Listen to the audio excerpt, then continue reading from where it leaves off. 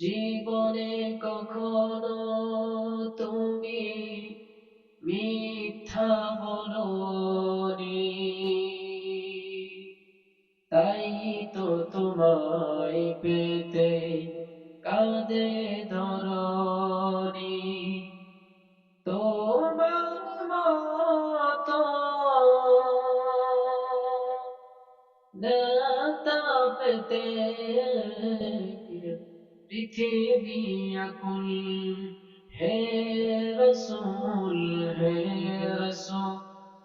আমার ভাইরা, আমরা আজকে এই কোরআনের সর্ববৃহৎ একটি সূরা, সূরা আল বাকারা, এই সূরার একটি সর্বশ্রেষ্ঠ আয়াত নিয়ে আমরা কথা বলবো।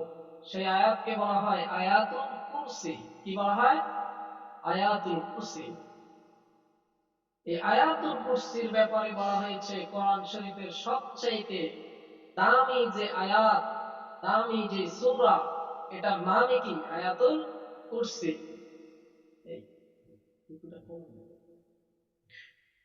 আমার ভাইয়েরা, এই আয়াতুল কুরসি আমরা যদি প্রত্যেকদিন তেলাওয়াত করি, নামাজের পরে, ফরজ সালাতের পরে যদি কেউ আয়াতুল কুরসি তেলাওয়াত করে, তাহলে আল্লাহ রাব্বুল আলামিন বলছেন ওই বান্দার মৃত্যুর যন্ত্রণা হবে না। সুবহানাল্লাহ। আমরা এই আয়াতুল কুরসি তেলাওয়াতের মাধ্যমে শুরু করছি। পড়ুন। আল্লাহু লা ইলাহা ইল্লা হুয়াল হাইয়ুল কাইয়্যুম লা তা'খুযুহু সিনাতুন ওয়ালা নাওম লাহু মা ফিস সামাওয়াতি ওয়া মা ফিল আরদ মান যাল্লাযী ইয়াশফা'ু 'ইনদাহু ইল্লা বিইذনিহি يعلم ما بين أيديهم وما خلفهم ولا يحيطون بشيء من علمه إلا بما شاء وسع كرسيه السماوات والأرض ولا يؤوده حفظهما وهو العلي العظيم. صدق الله العظيم. الله لا إله إلا هو الحي القيوم. আল্লাহ পাক বলছেন, আল্লাহ হচ্ছেন তিনি, লা ইলাহা, যিনি ছাড়া কোনো ইলাহ নাই, কোনো মাবুদ নাই, কোনো আইনদাতা নাই, কোনো বিধানদাতা নাই। হাইয়ুল কাইয়্যুম, যিনি চিরস্থায়ী এবং চিরঞ্জীব। আল্লাহ পাক সব সময় আছেন, থাকবেন, অতীত ছিলেন। সম্মানিত ভাইয়েরা আমার, এই আয়াতুল কুরসির ভিতরে আল্লাহ রাব্বুল আলামিন মুমিনের জীবনের সমস্ত দিকগুলো তুলে ধরেছেন। এই মুমিনরা আল্লাহ রাব্বুল আলামিনের সার্বভৌমত্ব স্বীকার করবে যেভাবে, সেটাই আল্লাহ পাক আয়াতুল কুরসির ভিতরে দিয়ে দিয়েছেন। আল্লাহ পাক বলছেন, আল্লাহু লা ইলাহা ইল্লা হুয়াল হাইয়ুল কাইয়্যুম। লা ইলাহা, আল্লাহ ছাড়া কোনো ইলাহ নাই। এখন এই লা ইলাহা ইল্লাল্লাহ যে আল্লাহ পাক দিলেন, সব নবীদের কাজই ছিল এই লা ইলাহা ইল্লাল্লাহ দাওয়াত দেওয়া। কিন্তু সবাই দাওয়াত দিয়েছে, সবাই মায়ের খেয়েছে, নির্যাতনের শিকার হয়েছে, কিন্তু আমরা আজ এই লা ইলাহা ইল্লাল্লাহকে ভিক্ষার বলি বানিয়েছি। ঠিক কিনা? লা ইলাহা ইল্লাল্লাহ দিলে ভিক্ষা দেন, ঠিক কিনা? অথচ এর চাইতে বিপ্লবাত্মক বাক্য, রিভলিউশন সৃষ্টি করার মতো বাক্য পৃথিবীতে আর একটাও নাই। আমার ভাইয়েরা, আপনি যদি এই লা ইলাহা ইল্লাল্লাহর জিকির সারা জীবন করতে থাকেন, আর যদি না বুঝেন, তাহলে আপনার এই জিকির কোনো কাজে আসবে না।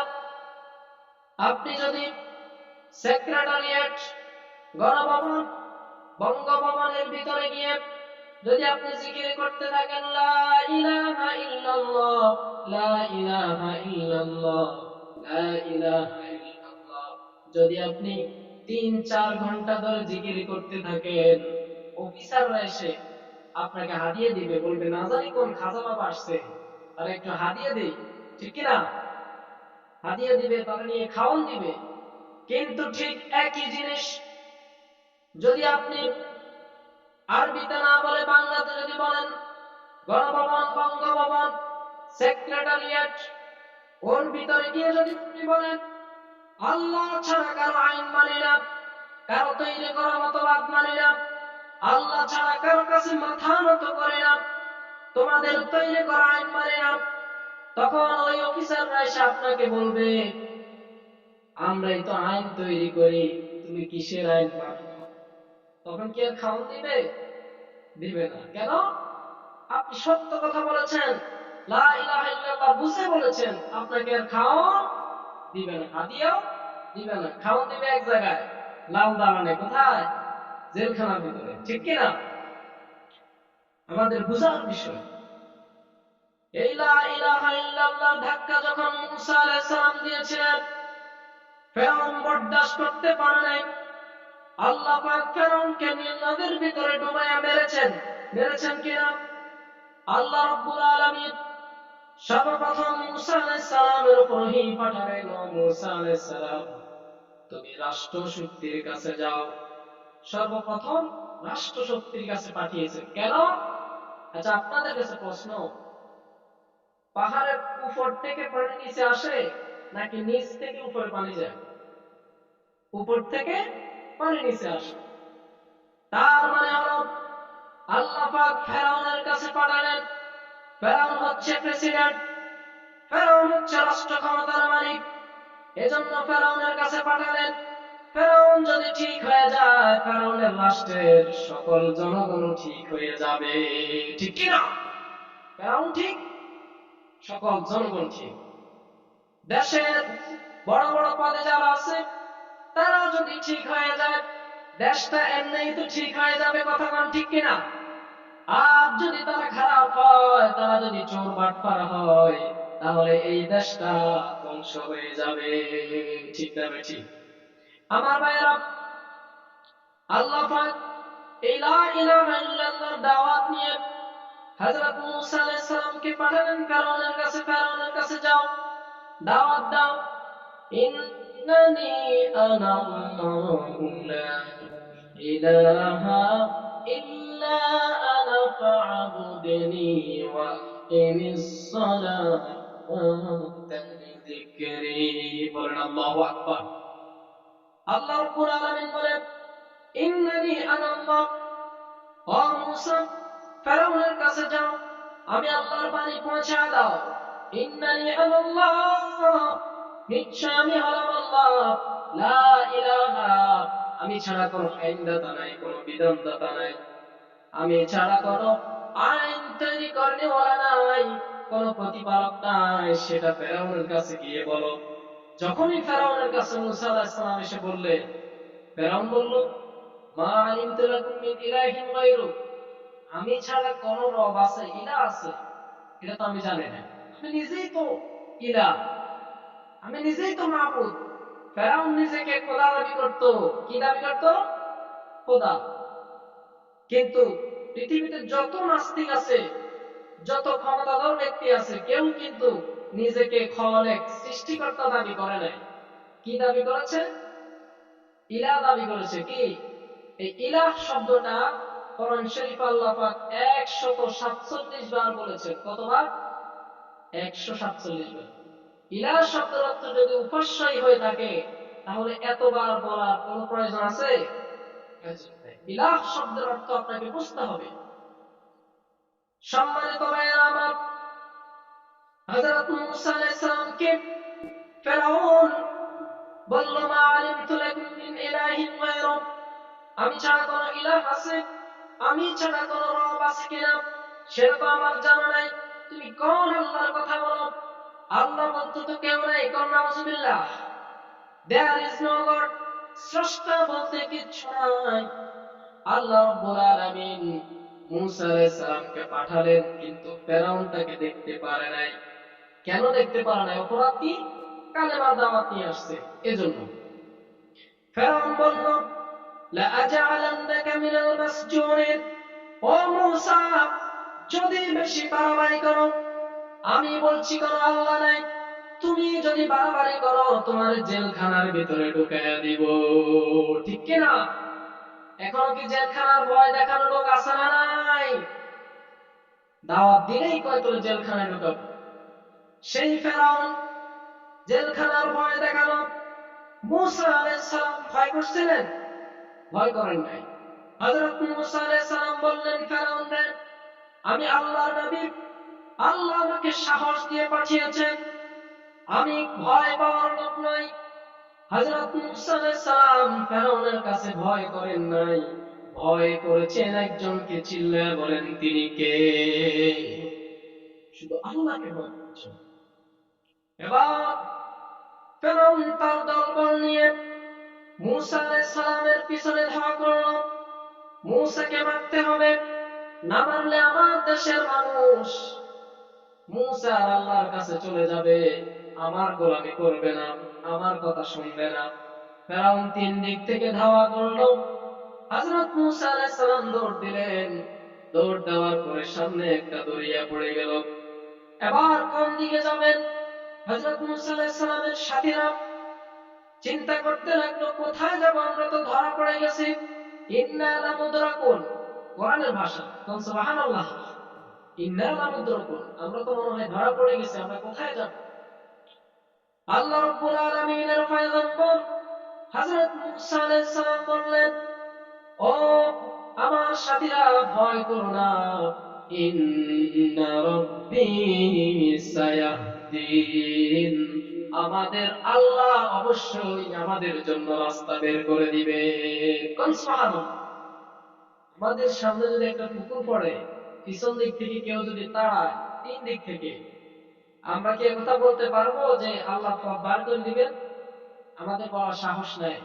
কিন্তু নবীরা এতটা আত্মবিশ্বাস নিয়ে আল্লাহর কাছে বললেন, আল্লাহ পাকের প্রতি আমার বিশ্বাস এমন আছে, আল্লাহ পাক অবশ্যই পথ বের করে দিবেন। হযরত মূসা আলাইহিস সালামকে আল্লাহ পাক বললেন, ও মূসা, তুমি পরীক্ষায় পাশ করে ফেলেছো। ওয়া মা তিলকা বিয়ামিনিকা ইয়া মূসা, ও মূসা রে, তোমার ডান হাতে ওটা কি? মূসা আলাইহিস সালাম বললেন, এটা হচ্ছে লাঠি। আল্লাহর পয়গম্বর মূসা আলাইহিস সালামকে আল্লাহ পাক বললেন, এই লাঠি দিয়ে দরিয়ার উপরে একটা আঘাত করো। মূসা আলাইহিস সালাম যখন আঘাত করলেন, আঘাত করার সাথে সাথে আল্লাহ রাব্বুল আলামিন একটা নয়, দুইটা নয়, হযরত মূসা এবং তার সাথীদের জন্য পথ চলার জন্য সমুদ্রের উপর দিয়ে 12টা রাস্তা তৈরি করে দিলেন। একটা নয়, দুইটা নয়, 12টা রাস্তা তৈরি করে দিলেন। হযরত মূসা আলাইহিস সালাম ও তার সাথীরা রাস্তা দিয়ে পার হয়ে গেলেন। হওয়ার পরে ফেরাউনের গোষ্ঠীরা যখন রাস্তা দেখলো, তারাও হাসিতে খুশিতে ওই রাস্তা দিয়ে পার হতে শুরু করলো। বরাবর যখন গেল, সাথে সাথে আল্লাহ পাক বললেন, ফেরাউন, তোর ইলাহগিরি, ক্ষমতাগিরি এখনই শেষ। আল্লাহর সাথে সাথে ফেরাউন তার দলবল সবাইকে ডুবাইয়া দিয়েছে। ঠিক কিনা আমার ভাইরা? এই কালেমার দাওয়াত, মানুষ আজ এই কালেমাকে বুঝতে চায় না। আমরা তিন জায়গায় ভুল করেছি। আমরা মনে করেছি কালেমা এটা একটা ইসলাম গ্রহণ করার হাতিয়ার, কিন্তু না, এই কালেমার মধ্যেই সবকিছু। বলেন ঠিক কিনা? এই কালেমার দাওয়াত দিতে গেলে তিনটা শক্তি বাধা দেয়। মনের কান দিয়ে শুনবেন, খরগোশের মতো কান খাড়া করে শুনবেন। আল্লাহ পাক এই কালেমার দাওয়াত সব নবীদের মাধ্যমে দিয়েই শুরু করেছেন। আল্লাহ পাক বললেন, সব নবীরা কালেমার দাওয়াত দিয়েছিল। তিনি কোরআন শরীফের ভিতরে বলেছেন, ইয়া কাওমি উবুদুল্লাহ মা লাকুম মিন ইলাহ خير সকল নবীরাই বলেছিলেন হে আমার কওম হে আমার জাতি তোমরা আল্লাহর গোলামি করো তোমাদের রব কে আল্লাহ কিন্তু দুঃখের বিষয় হলো আল্লাহ পাক আফসোস করতেছেন ইয়া হাসরাতান আলাল ইবাদি মা ইয়াতিহিম মির রাসূলিন ইল্লা কানু আনহা মু'রিদিন আল্লাহু আকবার আরেকটু আস্তে বলেন আল্লাহু আকবার আল্লাহ পাক বলেন ইয়া হাসরাতান আলাল ইবাদ বান্দার প্রতি আফসোস ও মুসলমান কে আফসোস করতেছেন আল্লাহ আফসোস কে করতেছেন আল্লাহ আফসোস করতেছেন বান্দার প্রতি আফসোস মা ইয়াতিহিম মির রাসূলিন ইল্লা কানু আনহা মুরিদিন আমি এমন কোন নবী পাঠালাম না এমন কোন রাসূল আমি পাঠাই নাই যে রাসূলকে মানুষগুলো কষ্ট দেয় নাই কন্না নাউযুবিল্লাহ এমন কোন নবী পাঠাই নাই সব নবীদেরকে কষ্ট দিয়েছে কি দেয় নাই দিয়েছে হযরত ইব্রাহিম আলাইহিস সালামের দিকে তাকান আল্লাহ পাক হযরত ইব্রাহিম আলাইহিস সালামকে লা ইলাহা ইল্লাল্লাহ এই কালেমার দাওয়াত দেওয়ার জন্য আল্লাহ পাক ইব্রাহিম আলাইহিস সালামকে পাঠালেন ও ইব্রাহিম যাও নমরুদের কাছে গিয়ে দাওয়াত দাও সর্বপ্রথম টার্গেট কোথায় উপরে টার্গেট কোথায় নেতার কাছে রাষ্ট্রের ক্ষমতা যার হাতে টার্গেট প্রথম সেখানে আল্লাহ রাব্বুল আলামিন পাঠালেন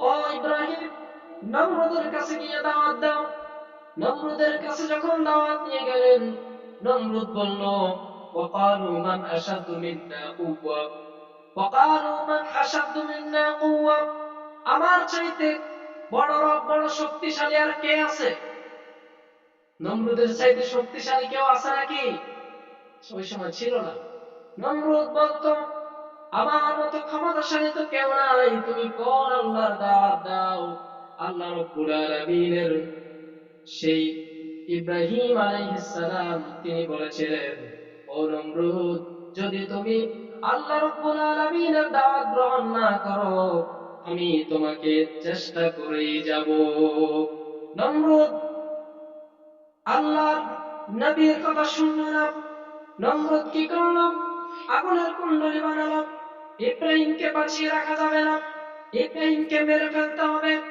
আগুনের কুণ্ডলী যখন বানালো আগুনের কুণ্ডলীর ভিতরে ইব্রাহিম আলাইহিস সালামকে ফেলে দিল ফেলে দেওয়ার পরে জিবরাইল আলাইহিস সালাম হযরত ইব্রাহিম আলাইহিস সালামের কাছে আসলেন ও ইব্রাহিম আল্লাহর নবী আপনি একটু আমার কাছে সাহায্য চান আমি আপনাকে আগুন থেকে উদ্ধার করব হযরত ইব্রাহিম আলাইহিস সালাম তিনি বললেন ও নমরুদ তিনি বললেন ও জিবরাইল তুমি আমার কাছে এসে ডিস্টার্ব করো না আমি আল্লাহর কাছে পরীক্ষা দিতেছি আল্লাহর কাছে পরীক্ষা দিতেছি ডিস্টার্ব করো না তোমার কাছে কেন সাহায্য চাইবো তোমার কাছে সাহায্য চাওয়ার আমার কোনো প্রয়োজন নেই আমি ইব্রাহিম ওই আল্লাহর ইবাদত করি যে আল্লাহ সবকিছু দেখেন ওই আল্লাহর কাছে সাহায্য চাইবো আমরা একটু আওয়াজ দিয়ে বলুন সাহায্য চাইবো কার কাছে আল্লাহর কাছে সাহায্য চাইবো আল্লাহ পাক বললেন ইব্রাহিম রে তুমি পরীক্ষায় পাশ করে ফেলেছো তোমার পরীক্ষা উত্তীর্ণ হয়েছো এবার ইব্রাহিম আলাইহিস সালামকে আল্লাহ পাক আগুন থেকে বাঁচিয়ে দিলেন আগুনের প্রতি নোটিশ করে দিলেন ও আগুন ইয়া নারু কুনি বারদান ওয়া সালামান আলা ইব্রাহিম আগুন আমার ইব্রাহিম পরীক্ষায় পাশ করেছে তার জন্য তুই শান্তিদায়ক ঠান্ডা হয়ে যা সুবহানাল্লাহ আগুন নির্দেশ মানে কার নাকি কোন মানুষের আগুন আল্লাহর নির্দেশ মানে আগুন সাথে সাথে ঠান্ডা হয়ে গেল নমরুদ এদিকে সে আনন্দ করতে লাগলো ইব্রাহিম মনে হয় পড়ে গেছে ছাদের উপর থেকে দেখতেছে আর আনন্দ করতেছে হঠাৎ করে তাকিয়ে দেখে আগুন ঠিকই জ্বলতেছে কিন্তু ইব্রাহিম আলাইহিস সালাম বসে বসে হাসতেছে সুবহানাল্লাহ নমরুদকে ব্যাপার কি এই আগুন ব্যাপার কি, এত কষ্ট করে তোর যাওয়া লাভ, এই একটা মানুষকে তুই পড়াইতে পারছ না, তোর কিসের ক্ষমতা? আগুন নমরুদকে বলল, নমরুদে, আমার ত্যায্য ক্ষমতা, আমার জ্বালানোর ক্ষমতা আছে নাকি নাই সেটা বোঝার জন্য ও নমরুদ তুই নিজে আয়, তখন তোরে বুঝাইয়া দেব আমার ভিতরে ক্ষমতা আছে না নাই। আগুন নমরুদকে ডাকতেছে। আগুন বলল, ও নমরুদ, আমার ভিতরে ক্ষমতা অবশ্যই আছে, কিন্তু আমার আল্লাহ রাব্বুল আলামিন আমাকে হুকুম করেছেন, এজন্যই আমি ইব্রাহিমকে জ্বালাইতে পারি নাই। কোন সুবহানাল্লাহ। আমার ভাইয়েরা, বিশ্বকবি, কবি সম্রাট আল্লামা ইকবাল বলেছেন, আজ भी हूँ जो इब्राहिम का इमाम पैदा, आज भी हूँ जो इब्राहिम का इमाम पैदा, कर सकते हैं एक अंदाज़े गुलिस्ता पैदा। ইব্রাহিমের ঈমান যদি আজ কোথাও হয় বিদ্যমান, করতে পারেন অগ্নিকুণ্ডে খুবসুরত এক গুলিস্তা। এখনো যদি হযরত ইব্রাহিমের মতো ঈমান কার মধ্যে থাকে, আল্লাহ পাক আগুনকে 1000 বার ফুলের বাগান বানানোর ক্ষমতা আল্লাহর আছে না নাই? আরেকটু আওয়াজ দিয়ে বলতে হবে, আছে না নাই? ঈমান মজবুত করতে হবে মুসলমান। আমার ভাইয়েরা, এখানে শেষ নয়। আল্লাহ নবী, বিশ্ব নবী হযরত মুহাম্মদ মুস্তাফা সাল্লাল্লাহু আলাইহি ওয়াসাল্লামের দিকে যদি আপনি তাকান, আমার রাসূল এই কালেমার দাওয়াত দেওয়ার জন্য, আল্লাহর দ্বীন কায়েম করার জন্য, আল্লাহর আইন পৃথিবীতে প্রতিষ্ঠিত করার জন্য তিনি কত না কষ্ট করেছেন, কত রক্ত ঝরিয়েছেন, শরীরের ঘাম ঝরিয়েছেন, বেহুশ হয়ে পড়েছেন, পাথরের আঘাত খেয়েছেন। নামাজের সিজদায় যখন যেত, উটের নাড়ি ভুঁড়িগুলো আমার রাসূলের ঘাড়ের উপরে এসে রেখে দিত। আমার রাসূল সিজদা থেকে 1 ঘন্টা 2 ঘন্টা হয়ে যেত, উঠতে পারত না। এত কষ্ট নবীজিকে দিয়েছে। আপনাদেরকে সামান্য একটু বললে বুঝবেন। নবীজি সর্বপ্রথম রাষ্ট্রশক্তির কাছে দাওয়াত দিয়ে গেলেন। সেই তায়েফের ময়দানে সর্বপ্রথম তিনি দাওয়াত নিয়ে গেলেন, ও আব্দে ইয়ারিল, তোর 3টা ছেলে আছে, এই 3টা ছেলে দেশ চালাক, তোর 3টা ছেলে আমার দেখায় দে, একটু দাওয়াত দে। যখন নবীজি দাওয়াত নিয়ে গেলেন প্রথম ছেলের কাছে, প্রথম ছেলে বলল, আল্লাহ বুঝি নবী বানানোর জন্য তোমাকে ছাড়া আর কাউরে পায় নাই। নাউজুবিল্লাহ। আল্লাহ বুঝি নবী বানানোর জন্য তোমাকে ছাড়া আর কাউকে পায় নাই, তোমাকেই পেয়েছে। এবার নবীজি দ্বিতীয় জনের কাছে আসলেন। আশা করে যখন দাওয়াত দেওয়া শুরু করলেন, সেই দ্বিতীয় জন বলল, আল্লাহ যদি মুহাম্মদ তোমাকে নবী বানায় থাকে, তাহলে এই যে বিশাল কাবা ঘর ধ্বংস হতে আর বেশি দিন লাগবে না। নাউজুবিল্লাহ। কত পাগলামি দেখছেন? আল্লাহ বুঝি নবী মুহাম্মদ সাল্লাল্লাহু আলাইহি সাল্লামকে নবী বানালে কাবা ঘর বুঝি ধ্বংস হয়ে যাবে? কি মারাত্মক কথা। এবার রাসূলুল্লাহ 3 নম্বর ভাইয়ের কাছে গেলেন। ও ছোট্ট ছেলে, তুমি পড়ে নাও লা ইলাহা ইল্লাল্লাহ, বলেন লা ইলাহা ইল্লাল্লাহ, লা ইলাহা ইল্লাল্লাহ। সুন্দর মধুর কালেমা। যখন দাওয়াত নিয়ে গেলে তৃতীয় ভাই বলল, আমি তোমার সাথে কোনো কথা বলবো না, কারণ যদি তুমি আল্লাহর নবী হয়ে থাকো তাহলে আমার গুনাহ হবে, আর যদি আল্লাহর নবী না হয়ে থাকো তাহলে মিথ্যুকের সাথে কথা বলা আমার রুচি বিরুদ্ধ কাজ। নাউজুবিল্লাহ।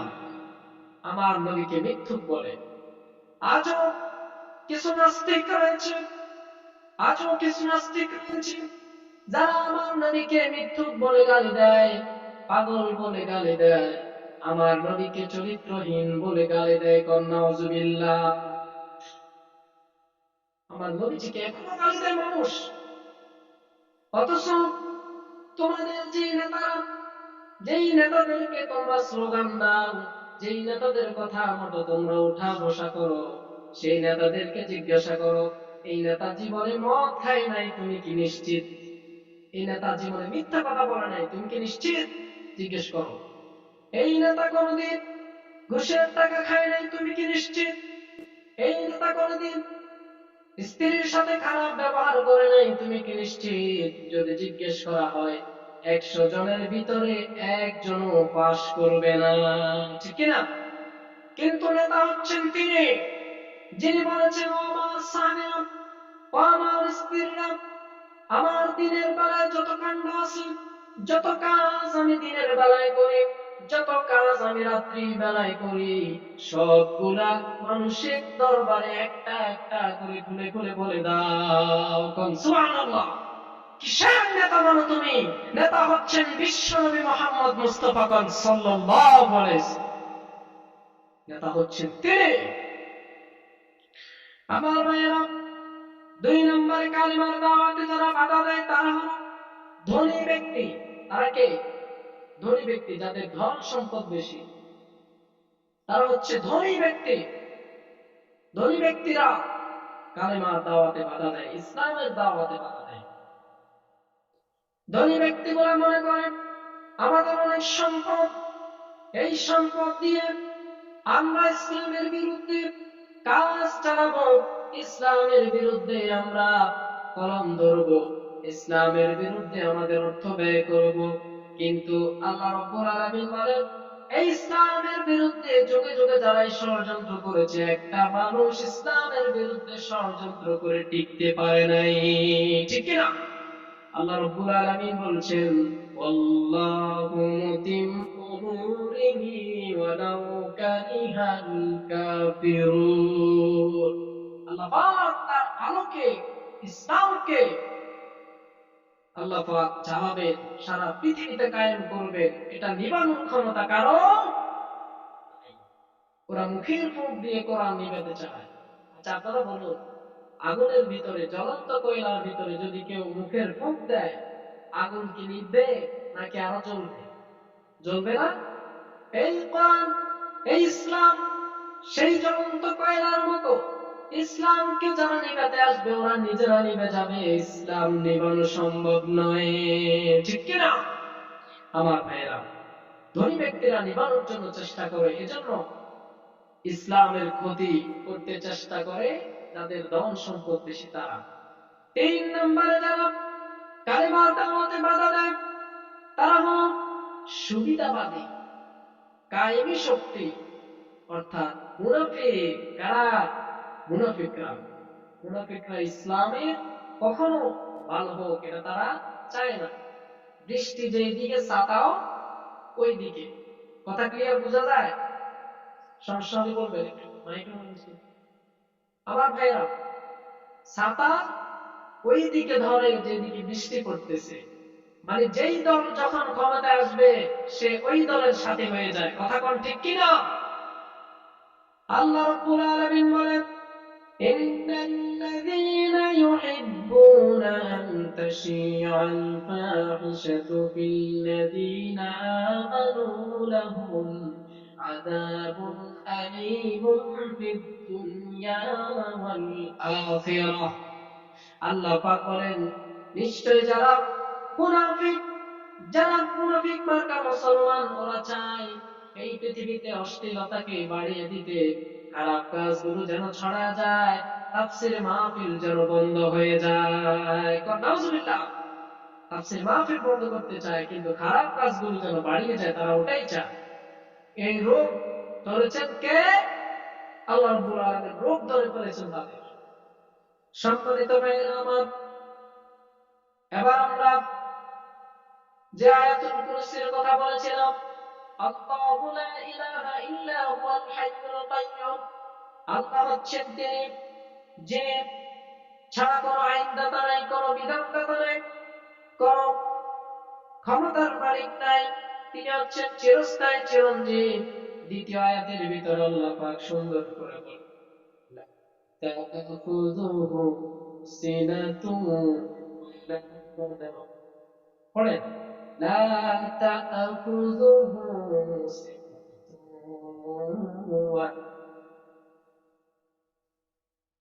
لا تأخذه কে ধরে না স্পর্শ করে না মুসিনাতু ওয়ালা নাওম আল্লাহ পাককে কোনো ঘুম ধরে না এবং জিমায়ও না তন্দ্রাও নাই ঘুমও নাই আল্লাহ পাক সারাক্ষণ তার বান্দাদেরকে দেখতে থাকে এই আকাশ বাতাস সাগর জমিন যা কিছু আছে সব কিছু নিয়ন্ত্রণ করতে থাকেন আল্লাহ পাক এক সেকেন্ডের জন্য ঘুমায় না আপনারা বলেন আল্লাহ কি ঘুমায় আল্লাহ কি জিমায় জিমায় না ঘুমায় আল্লাহ রাব্বুল আলামিন বলেন আমার কাজ কি ইন্নাল্লাহা লা ইয়াখফা আলাইহি শাইউন আরদি ওয়া ফিস সামা আল্লাহ রাব্বুল আলামিন বলছেন ইন্নাল্লাহা নিশ্চয় আল্লাহ হচ্ছেন তিনি লা ইয়াখফা তার কাছে গোপন নাই কোনো কিছুই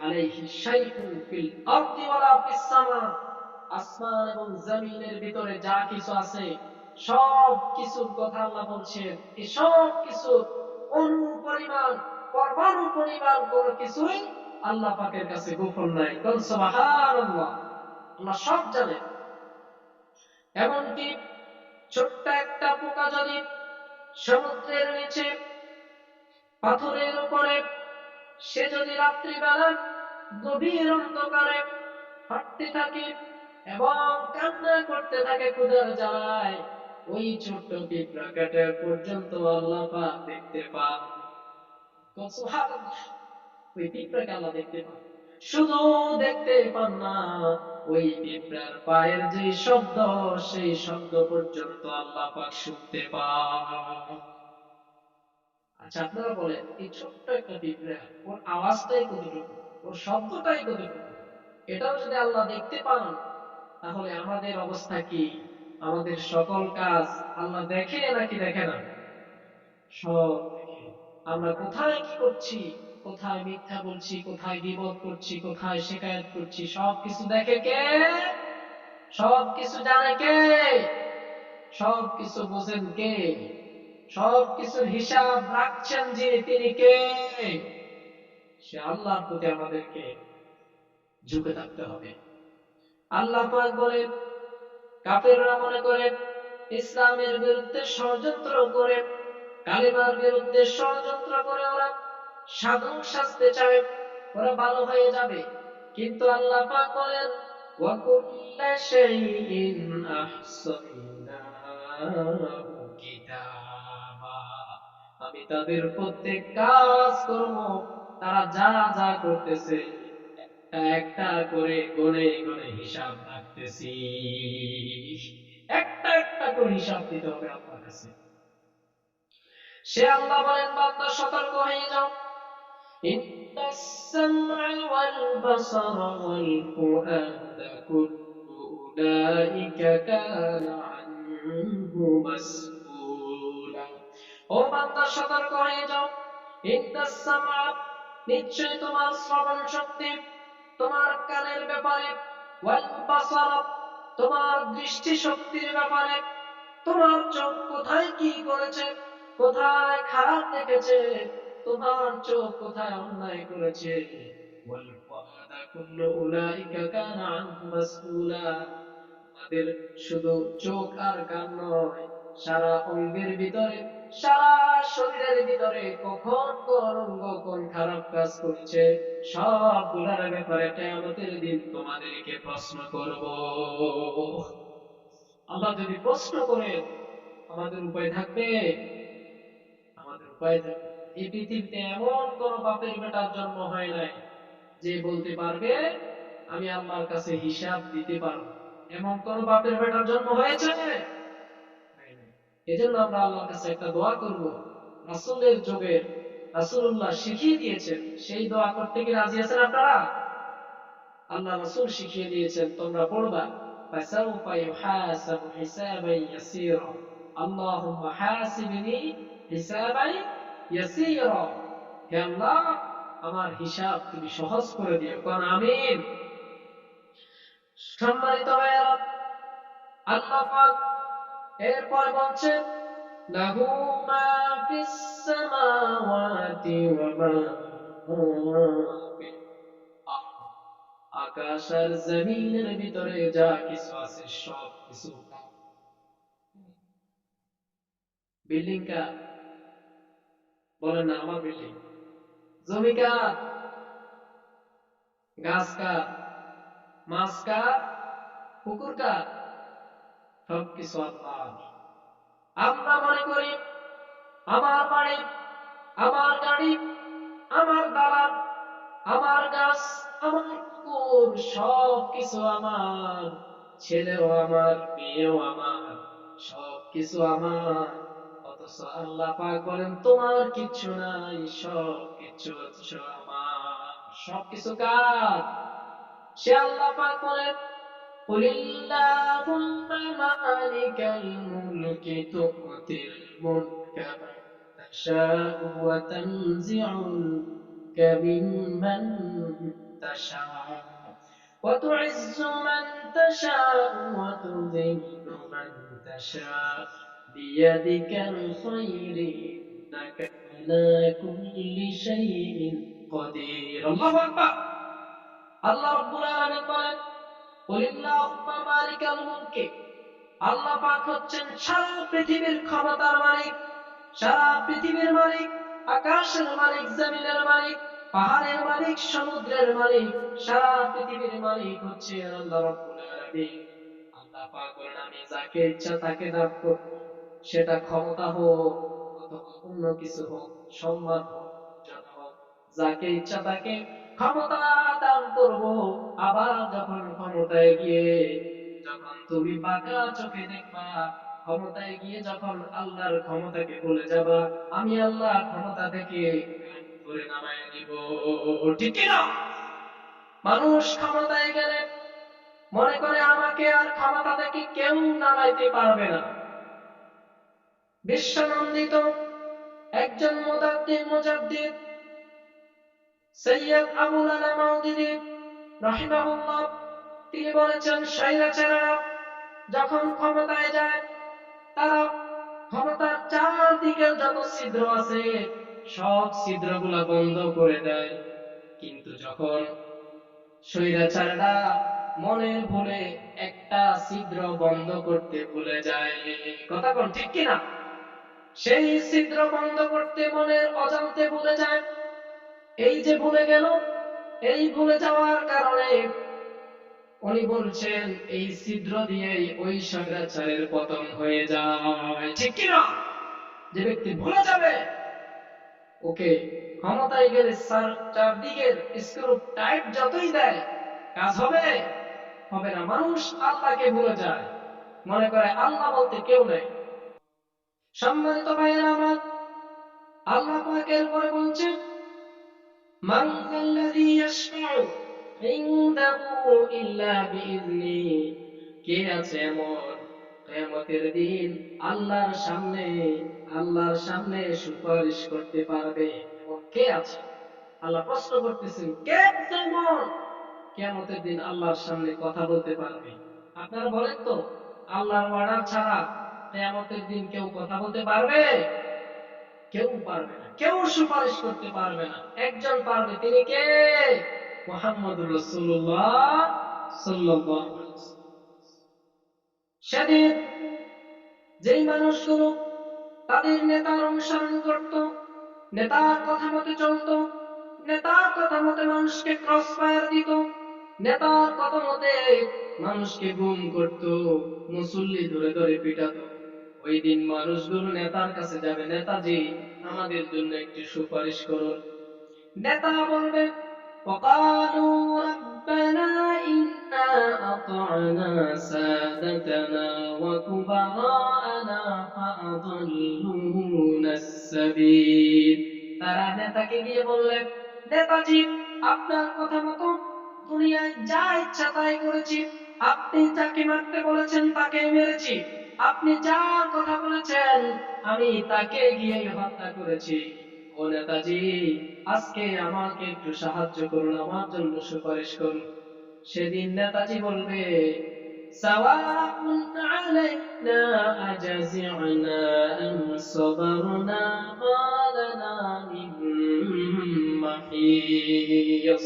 সেদিন নেতাজি বলবে, আমি তোমাদেরকে ডেকেছিলাম ঠিক আছে, কিন্তু আমি নিজে যদি হেদায়েত প্রাপ্ত হতাম তাহলেই তো তোমাদেরকে হেদায়েত করতাম, ঠিক কি না? নেতা তো নিজেই হেদায়েত পায় না। এবার মানুষ যারা শয়তানের কথা মতো বিভিন্ন অন্যায় কাজ করেছিল, অপরাধমূলক কাজ করেছিল, সেই মানুষগুলো শয়তানকে গিয়ে বলবে, শয়তানের সাথে দেখা হবে, বলবে ওই তো শয়তান দেখা যায়, এই শয়তান, তোর কারণেই তো আমরা জাহান্নামে এসেছি, ও শয়তান দ্বারা আমাদের জন্য একটু সুপারিশ কর। সেদিন শয়তান সুপারিশ করতে পারবে? কথা বলেন, পারবে। শয়তান বলবে, وقال الشيطان لما قضي الأمر إن الله وعدكم وعد الحق। শয়তান বলবে, লাম্মা কুদিয়াল আমর, আমি শুধু তোমাদেরকে একটু ডাক দিছিলাম, ভাইরা আমার, বোনেরা তোমার, একটু ডাক দিছিলাম, তোমরা আমার পিছনে আসছিলি কেন? তোমাদেরকে কি আমি জোর করে আনছি? শয়তান সেদিন আপনাকে চিনবে না, আপনাকে ভুলে যাবে। কথা কোন ঠিক কিনা? কোরআনের কথা ঠিক না ব্যাঠিক? এগুলা কার কথা? আল্লাহর কথা। সম্মানিত ভাইয়েরা, সেদিন শয়তান আপনাকে সাহায্য করতে আসবে না। এবার দুনিয়ার বুকে যেই মানুষগুলো তাদের নেতার কথা মতো চলত, যেই মানুষগুলো প্রধানমন্ত্রীর পাহাড়ে, প্রধানমন্ত্রীর পাওয়ারে, নিজে পাওয়ারে থাকতো, সেই মানুষগুলো প্রধানমন্ত্রীকে গিয়ে বলবে, ও নেতাজি, আজকে আমাদের জন্য একটু সুপারিশ করো, আমরা তো ধরা পড়ে গেলাম, আজকে যদি না বাঁচতে পারি তাহলে আমাদের কোনো উপায় থাকবে না, ওই জাহান্নামে পড়তে হবে। সেদিন সেই প্রধানমন্ত্রী নিজেরাই আফসোস করতে থাকবে, হালাকা আন্নি সুলতানিয়া, আইরে দুনিয়ায় থাকতে আমার বাদশাহী ছিল, আমার প্রধানমন্ত্রিত্ব ছিল, আজকে তো আমার কিচ্ছু নাই, আজকে আমার প্রধানমন্ত্রিত্ব গেল কই? এবার যেই ধনাঢ্য ব্যক্তিরা ইসলামের জন্য বাধা দেয়, ইসলামকে ডুবাইয়া দিতে চায়, এই পৃথিবী থেকে নিশ্চিহ্ন করতে চায়, সেই ধনাঢ্য ব্যক্তিরা কিয়ামতের ময়দানে বলবে,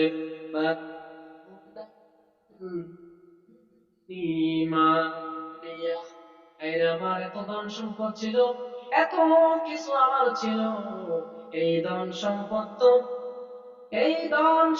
তো আমি কোনো কাজে লাগাতে পারলাম না, আজকে ধন সম্পদ তো আমাকে বাঁচাইতে পারতেছে না।